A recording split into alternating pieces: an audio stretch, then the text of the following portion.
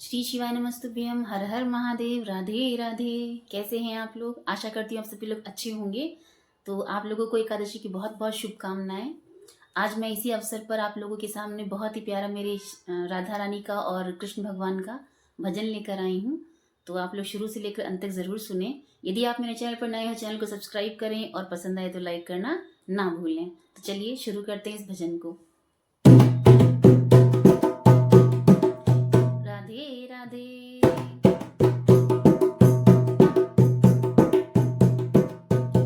राधा जो बोली श्याम से, राधा जो बोली श्याम से, याद मुरली की आने लगी। हाय मीठी मीठी बातों से, याद मुरली की आने लगी। हाय मीठी मीठी